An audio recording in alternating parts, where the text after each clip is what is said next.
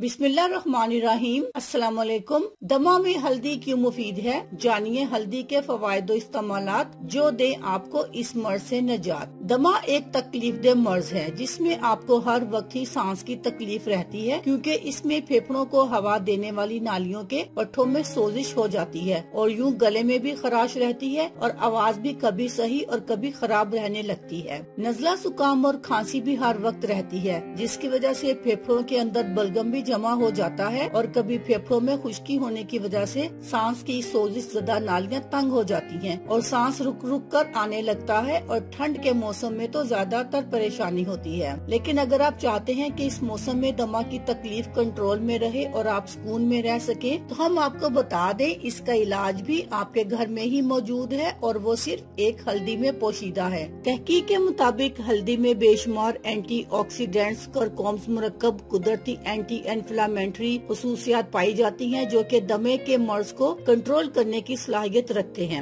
हल्दी किस तरह दमा में मुफीद है? Number 1, anti microbial. हल्दी में कुरकुमिन पाया जाता है जो एंटी माइक्रोबियल खवास रखता है, जो सांस की नाली के इन्फेक्शन को बढ़ने से रोकता है। नंबर 2, एंटी सोजिश। हल्दी खून की नालियों को मजबूत बनाने में मुफीद है, जो कि फेफड़ों में हवा के बहाव को बेहतर बनाती है, जिसकी वजह से सांस लेने में दुश्वारी और फेफड़ों में सूजन कम होती है।